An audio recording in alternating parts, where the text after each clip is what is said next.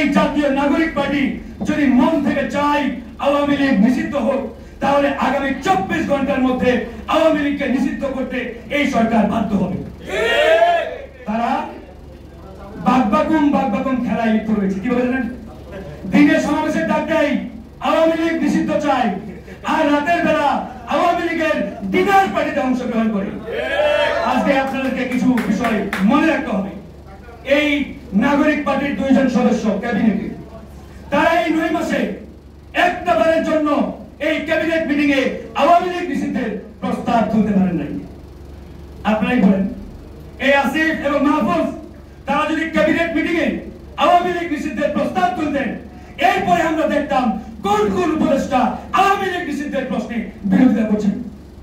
আমরা জানতে চাই, দেখতে চাই কারা কারা আওয়ামী লীগ নিষিদ্ধের বিরুদ্ধে। তারা কি আজ পর্যন্ত প্রস্তাব তুলেছে? তুলে নাই। কিন্তু মিডিয়ার সামনে এসে তাদের গলাবাজিরও শেষ নাই।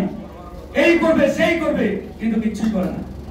তার মানে এখান থেকে বুঝতে বাকি থাকে না, এরা দিনের বেলা আওয়ামী লীগ নিষিদ্ধ চায়, আর রাতের বেলা আওয়ামী লীগ পুনর্বাসন করতেই ব্যস্ত রয়েছে।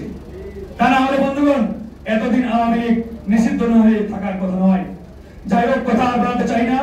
আজকে যেহেতু প্রবাসী, সে দুদুকে গেরার পরে তাদের ক্ষেত্রে তদন্ত হয়, তদন্ত শুরু হয়। যদি তাদেরকে গ্রেপ্তার করা না হয়, তাহলে আমরা পুনরায় আবারও দুদুকে যাবো এবং স্বরাষ্ট্র মন্ত্রণালয়ে যাবো। আমরা জবাব দিতে চাইবো, কারণ এই সরকার আমাদের রক্তের সরকার।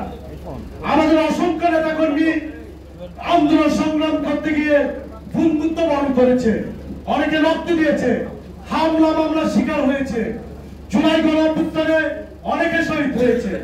অতএব আমরা কিন্তু কাউকে ছাড় দিব না, না হয় আমরা আবারও জুলাই গণঅভ্যুত্থানে আবারও ডাক দিব।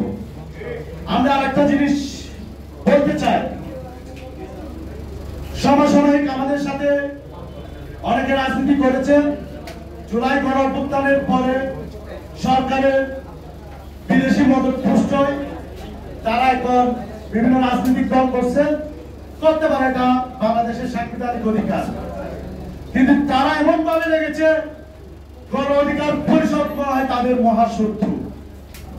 ওই যে বিপিনের পিছনে যারা আন্দোলন সংগ্রাম করেছে, যারা তার থেকে রাজনীতি শিখেছে, যারা গণ অধিকার পরিষদের টাকায় বাসা ভাড়া দিয়েছে, যারা গণ অধিকার পরিষদের টাকায় মোবাইল কিনেছে, তারা এখন চোখ রাঙানি দিচ্ছে।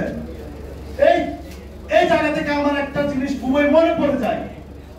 আমুস সবার একক, উনি আমার নানা ছোটকালে ফোনে তুলে দিত। তো ওনার লেখা, ওনার ওই সময় আদরের কথা মনে নেই, কিন্তু ওনার লেখাটা আমার স্পষ্ট মনে পড়ে।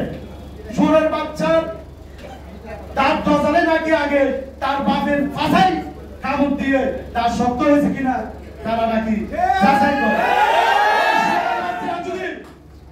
গণ অধিকার পরিষদকে দুর্বল মনে করে আমরা কিন্তু বলতে পারি, আমরা এই আন্দোলন সংগ্রাম রক্ত গান জড়িয়ে আমরা কিন্তু তৈরি হয়েছি।